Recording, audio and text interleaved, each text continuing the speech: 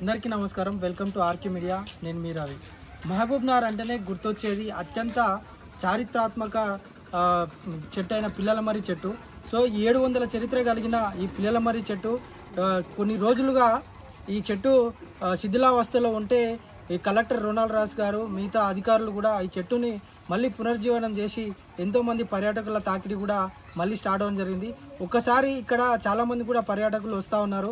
So వాళ్ళ ఉద్దేశం తెలుసుకుందాం. అసలు పిల్లలమర్రి చెట్టు ఇంతకుముందు పూర్వం ఎలా ఉండే, ఇప్పుడు ఇక్కడ మెయింటెనెన్స్ ఏ విధంగా ఉన్నదని చెప్పి ఒకసారి అడిగే ప్రయత్నం చేశారు. బ్రదర్, మీ పేరు? రితేష్ రెడ్డి. ఎక్కడి నుంచి?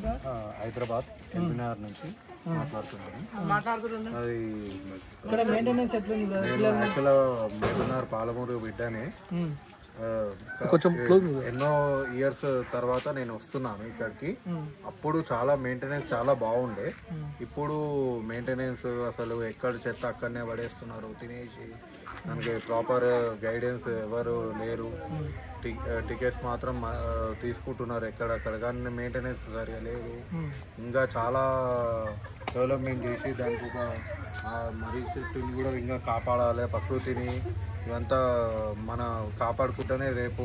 కాబట్టి దీన్ని అంటే ఇప్పుడు మీరు ఏం చెప్పదలుచుకున్నారు ఇక్కడ? అంటే ప్రాపర్ గా టికెటింగ్ వ్యవస్థ అంటే మెయింటెనెన్స్ బాగాలేదు. మెయింటెనెన్స్ లేదు. ఏమేమి బాగాలేదు అంటున్నారు? మెయింటెనెన్స్ లేదు అంటే ఇక ప్రాపర్ టాయిలెట్స్ కానీ, ఇంకా క్లీనింగ్ ఎక్కడ తినేసి అక్కడనే పడేస్తున్నారు.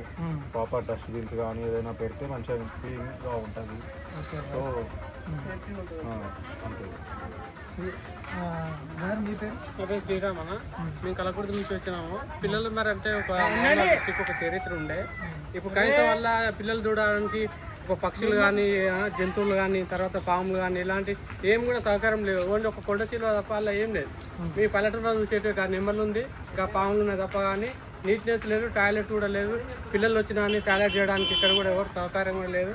ఇంకా అంత నీట్నెస్ లేదు. అసలు ఏం వాష్రూమ్ ఫెసిలిటీ లేదు, ఏం లేదు. నీట్నెస్ కూడా లేదు. అసలు ఓన్లీ చూడడానికే పిల్లలు మరి కానీ ఏం లేదు. అసలు నీట్నెస్ లేదు, ఏం లేదు. ఇంకా డెవలప్ చేస్తే బాగుంటుంది. మన పిల్లలు మన చెప్పుకోవడానికి ఉంది. ఆ పిల్లలను తీసుకుపోయి చూపెడితే ఒక మర్చెంట్ తప్ప ఏముంది. మెయింటెనెన్స్ లేదు. ఒక జంతువులు కానీ పక్షులు కానీ అదొకటి ఇదొకటి తీసుకొస్తే బాగుంటుంది డెవలప్మెంట్. అట్లని అయితే ఇది అంటే యాక్చువల్గా ఈ పిల్లలమర్రి చెట్టుకి పునర్జీవనం పోసిన తర్వాత పర్యాటకుల తాకిడి అనేక ప్రాంతాల నుంచి కూడా చాలామంది కూడా వస్తూ ఉన్నారు. 700 సంవత్సరాల చరిత్ర కలిగిన పిల్లలమర్రి చెట్టు అక్కడ ప్రాపర్ మెయింటెనెన్స్ లేదని చెప్పి ఇక్కడ చెప్పడం జరుగుతూ ఉంది. అధికారులు ఎంతో కృషి చేసి ఈ చెట్టును మళ్ళీ బతికించడం జరిగింది. దానికి తగ్గట్లు కూడా ఏర్పాట్లు చేస్తే చాలామంది పర్యాటకులు కూడా ఈ పిల్లలమర్రి చెట్టు వృక్షాన్ని చూడడానికి అనేక జిల్లాల నుంచి ప్రాంతాల నుంచి వచ్చే అవకాశం ఉంది.